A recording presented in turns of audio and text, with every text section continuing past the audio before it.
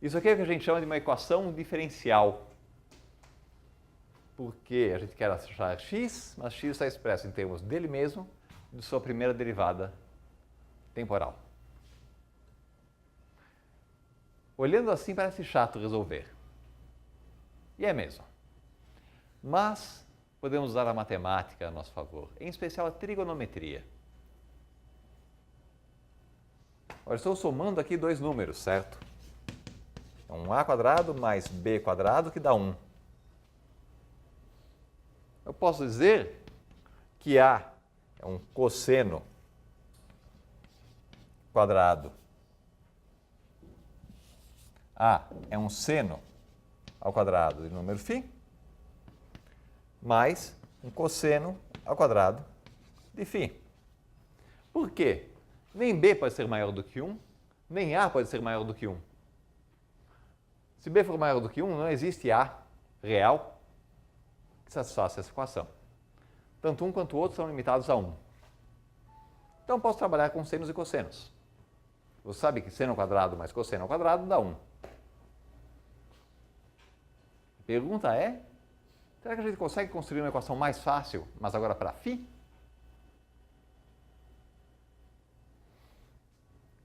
Agora, podemos associar, então, olhando para cá, seno de φ com k sobre 2e, raiz quadrada vezes x. E cosseno φ com m sobre 2e, raiz quadrada, d dt de x.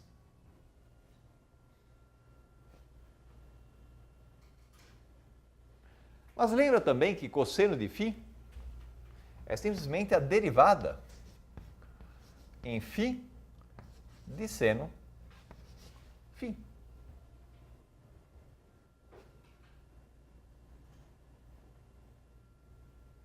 Ok?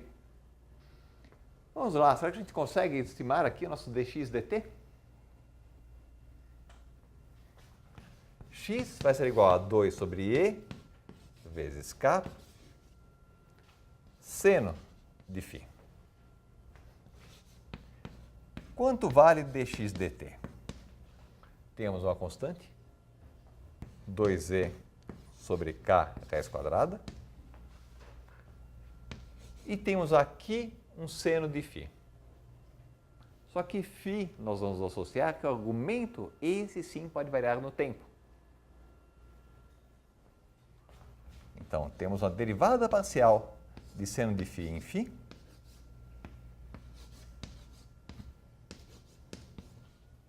vezes dφ dt.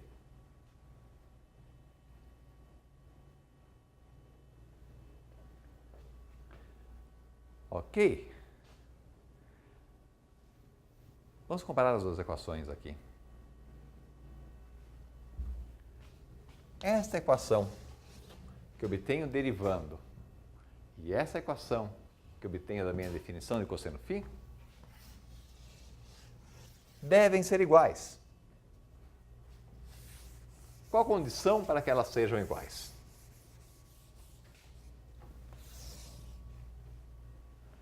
Nós temos aqui que 2e sobre k raiz quadrada dφ dt deve ser igual a 2e sobre m raiz quadrada.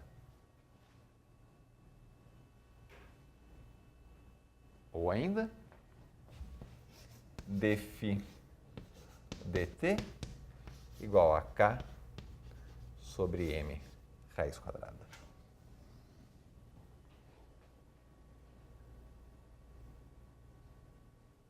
Olha o que acontece.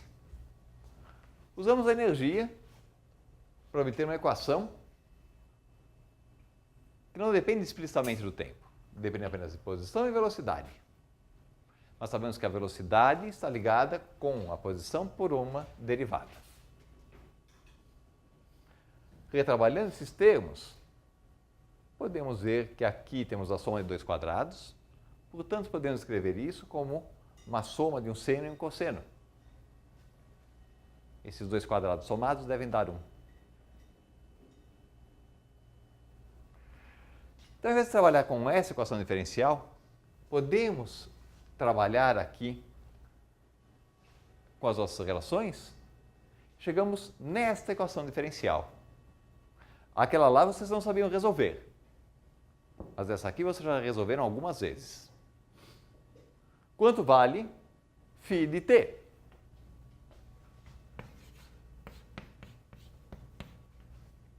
Ora, K é uma constante e M é uma constante. Vamos chamar essa constante de ômega.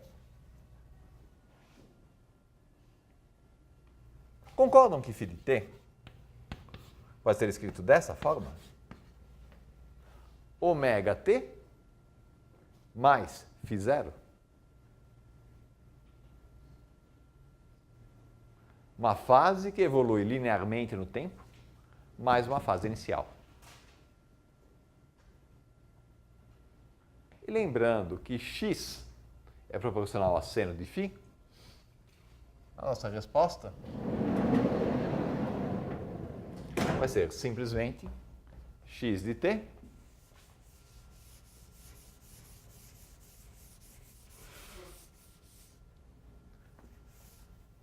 igual a 2e sobre k, a nossa amplitude máxima, nosso valor máximo de x, vezes seno de ômega t mais uma constante aqui indeterminada, a partir dessa nossa integração da função uma vez. A velocidade vai ser claramente a derivada, portanto, 2e sobre k vezes a raiz de k sobre m cosseno de ômega t mais φ0, ou 2e sobre m cosseno de ômega t mais φ0. Agora temos a resposta. A solução do nosso problema vai ser uma função x de t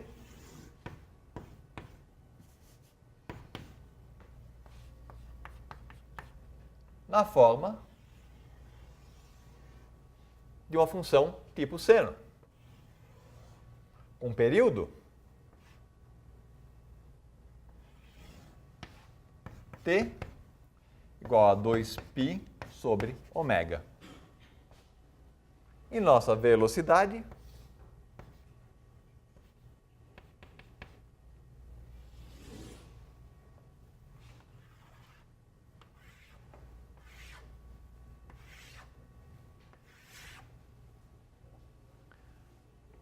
vai ser aqui,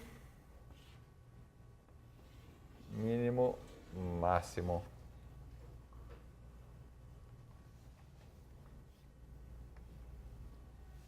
Então, temos essa nossa posição e a nossa velocidade com a derivada da posição. Como é que a gente ajusta esse φ0? É pela nossa condição inicial. Como eu disse, quando lançamos aqui o nosso carrinho,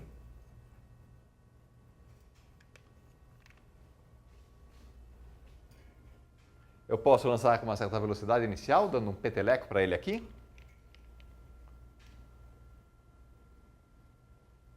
Ou eu posso deslocá-lo e deixá-lo sair do repouso. Ou posso pegar e fazer uma situação intermediária. Dou uma certa velocidade inicial, uma posição inicial para ele. São esses parâmetros que vão determinar qual é a nossa fase inicial do problema.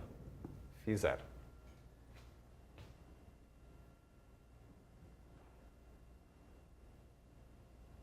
Tá ok? Alguma dúvida aqui? Parabéns! Vocês resolveram uma equação diferencial, diferente das que vocês tenham resolvido até agora, com casos polinomiais. Vocês saíram em um seno e um cosseno. Não se preocupem, isso será exigido de vocês mais tarde.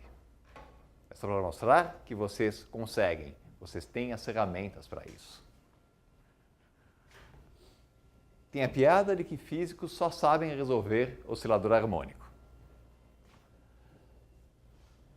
Isso é muito próximo da realidade. Por quê? A gente está trabalhando aqui nessa condição de um mínimo de energia. São lembrados da questão da energia potencial gravitacional. Vai com a altura. Pensem nesse sistema. Eu tenho aqui uma calha que passa aqui embaixo e sobe de novo. Se a gente olha para esse sistema, você vai ter um período de oscilação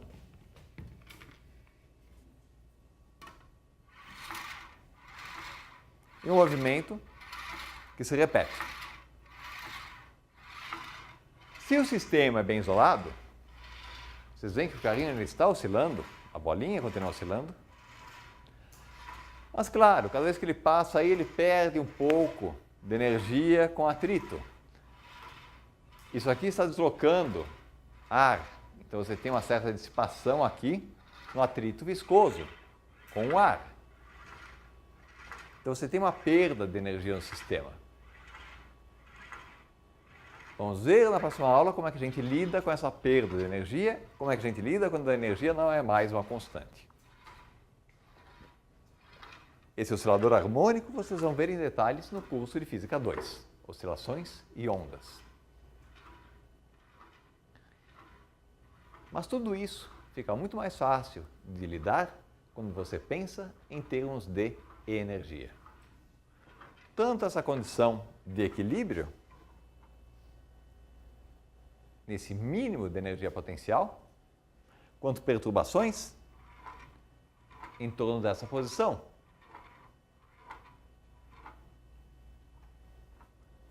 Em termos de energia, fica fácil de entender também sistemas que você não tem apenas um mínimo de energia, mas você tem um máximo na sua energia potencial.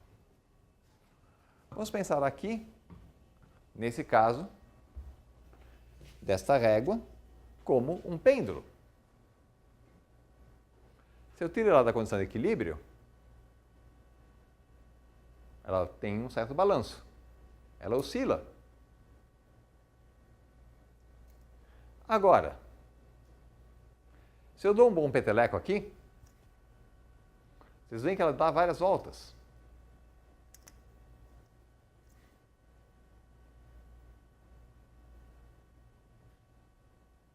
Vocês veem que quando ela passa pela posição alta, a velocidade dela diminui, comparada com a velocidade angular dela aqui embaixo. Nós também que eu posso pegá-la e trazê-la aqui para essa condição. Uma condição de máximo de energia. O difícil é mantê-la nessa condição de máximo de energia. Vocês veem que ela não fica muito tempo lá. Se formos fazer aqui um diagrama, estabelecer a função de energia dessa régua em função da posição dela, em função do giro, para esse pêndulo físico,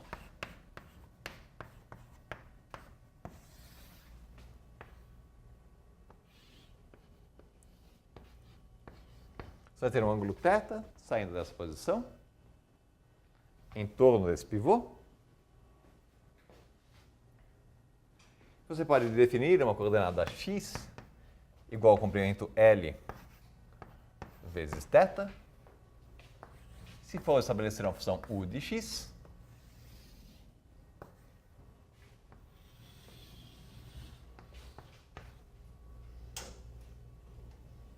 você pode ter um mínimo aqui,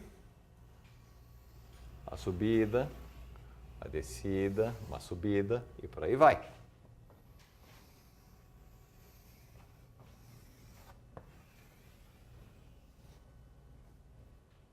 O que acontece nesta posição aqui?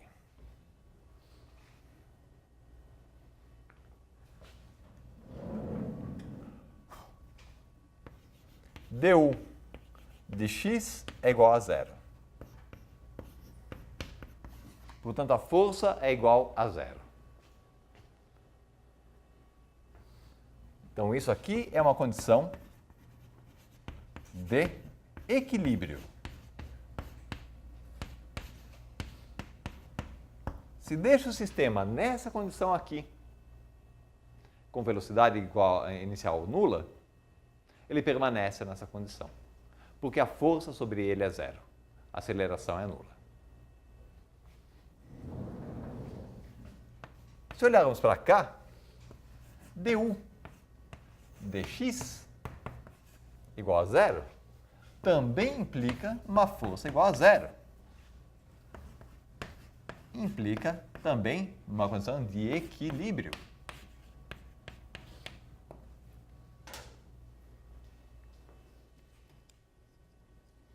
Realmente é essa condição aqui.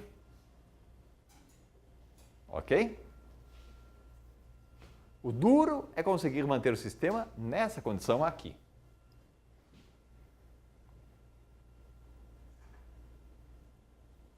Se eu deixo ele aqui, assim, minha força inicial é zero, minha velocidade inicial é nula.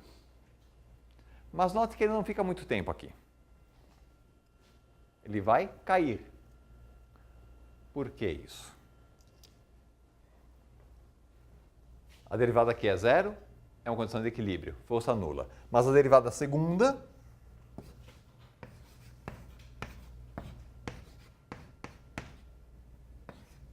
é positiva, a concavidade é para cima.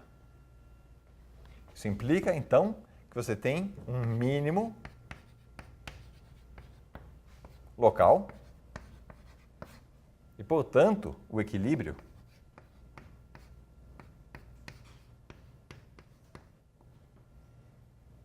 é estável.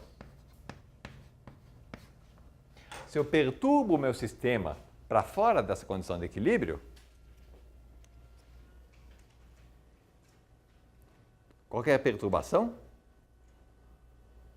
ele sai, mas se eu tiver perda de energia, ele retorna aqui para a minha condição de equilíbrio. Mas de um jeito ou de outro, ele não se afasta da condição de equilíbrio. Ele permanece no entorno dela. Daí você dizer que o equilíbrio é estável. Mas nesse caso aqui, a derivada segunda de U é menor do que zero. É como se a nossa força de mola, ao invés de ser uma força de restauro, fosse uma força de repulsão. Se eu dou um passinho para cá, minha derivada de U de x é negativa, minha força é menos a derivada de U de x, é positiva, e ela vai empurrar o meu corpo para lá. Então, ele vai ser afastado dessa condição de equilíbrio. Se eu trago meu corpo um pouco para cá, minha derivada é positiva, minha força é negativa, ele vai ser afastado da condição de equilíbrio nessa direção aqui. Então, ele vai ser repelido. O equilíbrio é instável nessa situação. Agora entra o jogo da energia. Nesse sistema que vocês viram, eu posso ter uma condição em que eu dou uma energia pequena a ele. Vai estar oscilando. Ok? A energia é menor do que esse máximo. Isso implica no movimento periódico. Se eu estiver aqui no fundo, do poço vai ser realmente uma senoide. Mas só bem no fundinho do poço. Quanto maior a amplitude, mais longe de uma senoide vai ser. Lembra aqui do sistema do carrinho? A frequência dependia apenas da força de mola e da massa. Tanto faz se a amplitude for pequena ou a amplitude for grande. O período de oscilação é o mesmo. Ômega não depende da amplitude. Isso é uma característica de um oscilador harmônico. Nesse caso aqui, meu oscilador é um oscilador anarmônico.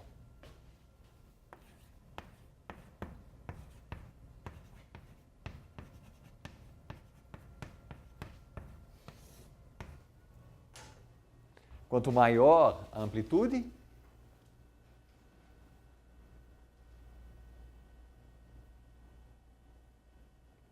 dando uns petelecos nele aqui, mas quanto maior a amplitude, maior o período de oscilação. O limite é a amplitude chegando até aqui em cima, na condição de equilíbrio instável. Ele vem, para, vai esperar uma perturbação, aí ele cai de novo. E volta. E vai. Ok? Agora você vai ter também a situação em que você botou bastante energia nele. Ok? Sua energia é maior do que o máximo da energia potencial. Então você vai ter sempre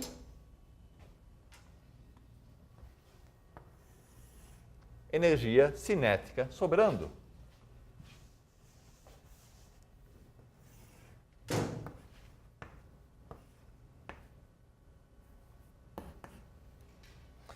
Sua energia cinética nunca vai a zero.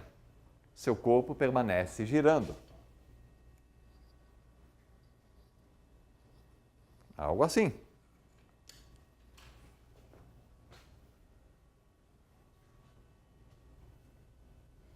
Se você põe energia suficiente, ele vai permanecer realizando esse movimento. Menos energia cinética em cima, mais energia cinética embaixo. Mas sempre sobe a energia cinética para ele voltar de novo à condição de máximo. Claro que aqui, se eu reduzo a velocidade, você não consegue manter o rígido. Você consegue trabalhar com ele assim, nesse limite. Repara o período de oscilação, como ele muda quando você está com essa amplitude grande para quando você está com essa amplitude pequena.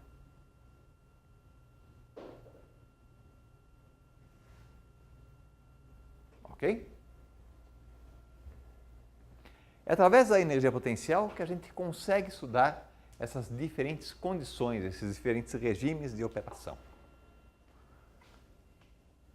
A energia potencial permite isso. Essa formulação da dinâmica em termos de energia permite você desacoplar uma contribuição associada à velocidade do corpo e uma contribuição associada à posição do corpo. Trabalhar com essa ideia de conservação da energia do seu sistema. Todas as forças conservativas podem ser postas na energia potencial. Forças extras que levam à dissipação ou que levam você a injetar energia no sistema pedem um outro tratamento um pouco mais detalhado em termos de potência. É isso que a gente vai lidar na próxima aula. Além, é claro, de expandir esse problema de energia agora em 3 dimensões. Nós vamos ver que escrever a força em termos da posição não é condição suficiente para você ter um potencial conservativo. Para você dizer que essa força é conservativa. No caso unidimensional, se a força pode ser escrita como função de posição, independente da velocidade, tudo bem, sua força é conservativa. No caso 3D, não. Vamos ver forças que dependem da posição exclusivamente, mas não conservam energia. Vamos ver quando você pode obter uma energia potencial para a força e, portanto, ela ser chamada de conservativa. Perguntas sobre a matéria?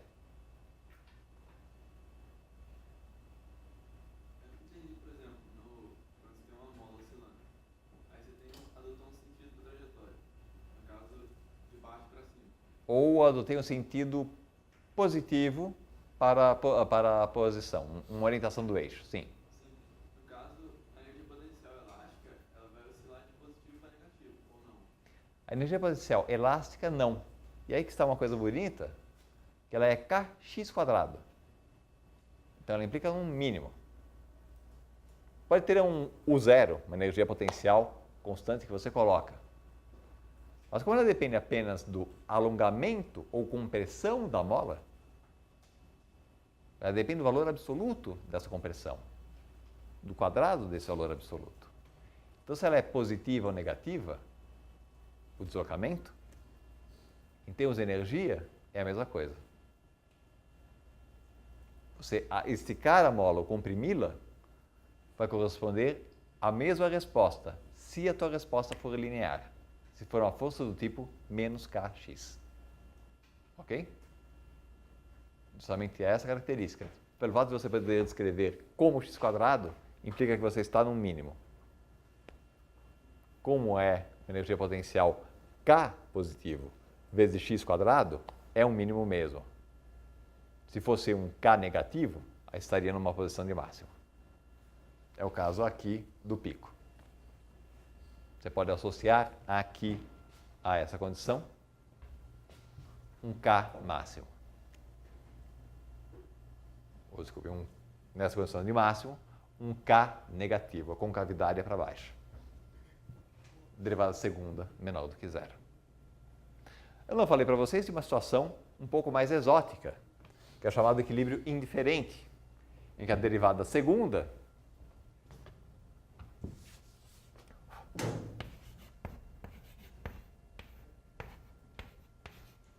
é igual a zero. Por exemplo, uma função do tipo u de x igual a 1 beta vezes x ao cubo.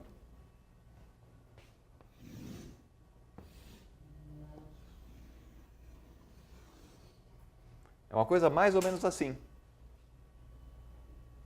Então, a derivada segunda, ela permanece igual a zero. Você vai ter que olhar para uma derivada superior para saber para onde que vai a partícula. Mas nesse caso aqui fica claro. Se você tem um corpo e coloca ele com uma certa energia E, o máximo que ele avança é nessa posição aqui. Ele vem até esse ponto. Você joga ele aqui dentro desse sistema com essa energia, isso aqui é energia cinética, ele vem até que a energia cinética se anula e ele volta. Se você põe ele aqui nesse ponto, ele está nessa condição de equilíbrio, mas a tendência é que ele venha para cá. É um equilíbrio instável, que ao invés de ele cair para um lado ou para o outro, nessa condição de equilíbrio instável, se ele vier um pouquinho para cá, ele cai para o outro lado. Ele vem, sobe e depois desce e vai embora. Você não tem nenhum confinamento naquela direção. Isso aqui é o que a gente chama de equilíbrio indiferente.